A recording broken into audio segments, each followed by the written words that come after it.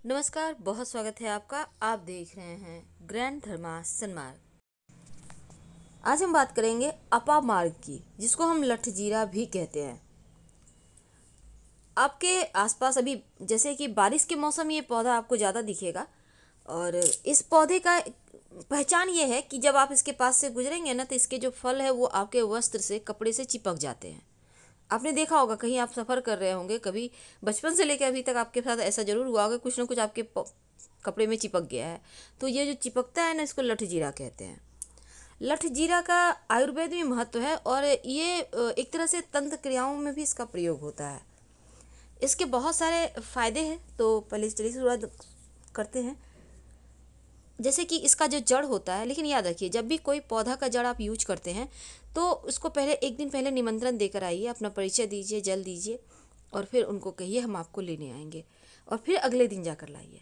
अब जैसे कि आप लाकर इसको घर में स्टोर करके भी रख सकते हैं थोड़ा सा। तो अब जैसे किसी महिला को प्रसव में पीड़ा हो रहा है, बहुत परेशान है, तब इस जड़ को कमर में बांध दीजिए। देखिए 10 मिनट के अंदर नॉर्मल हो जाएगा सब कुछ। इसके बाद इस जड़ को निकाल कर आप कहीं मिट्टी में दबा दें।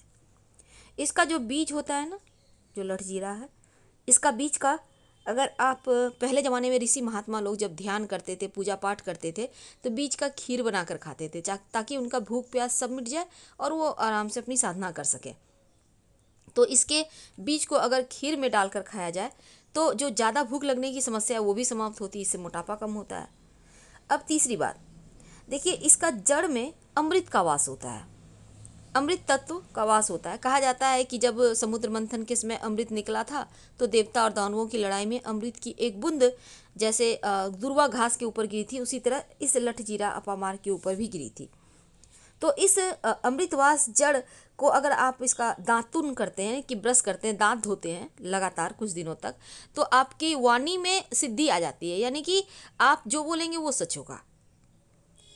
अब लठजीरा का जो जड़ है ना, इसको अगर पान के पत्ते के साथ रस, लठजीरा का थोड़ा सा रस, जड़ घिस लें, पान पत्ते का थोड़ा सा घिस कर जड़ निकालें, दोनों को मिक्स करके तिलक लगाइए। आप लगातार इस तिलक को यूज कीजिए, ये तीव्र वशीकरण पैदा करता है। आप खुद लगाइए, आपके पति, आपके ससुराल वाले, आपके आस पड़ोस, आपकी पूरी सभा को आप वशीभूत कर सकते हैं। बड़े बड़े जो साधु महात्मा हैं इसी सब तिलक का प्रयोग करते हैं, तभी तो लोग उनको उतने फॉलो करते हैं, सुनने जाते हैं। तो इस तिलक को प्रयोग करके आप अपने भी घर में अपना सिक्का जमा सकते हैं। अब देखिए, लठजीरा का जो जड़ है, अगर कोई बांझ स्त्री को कपिला गाय, यानी जो गाय पहला बच्चा जिसने दिया है, तो अगर वो बच्चा बछड़ा है, तो अगर इसके दूध में आप घिस कर पिला दें बंध्या स्त्री को भी, इस जड़ को, लठजीरा की जड़ को, तो उसको संतान प्राप्ति होती है, वो भी पुत्र संतान। अगर वो बछिया है तो फिर पुत्री संतान। तो ये कपिला गाय के दूध में इसको पिलाने से, ये उपाय करने से संतान जरूर पैदा होता है, क्योंकि ये बहुत ज़्यादा इसके शक्तिशाली प्रभाव होते हैं। फिलहाल आपसे विदा लेते हैं। जानकारी अच्छी लगे तो लाइक कर सब्सक्राइब करें, अपनों के साथ वीडियो को शेयर भी करें। धन्यवाद।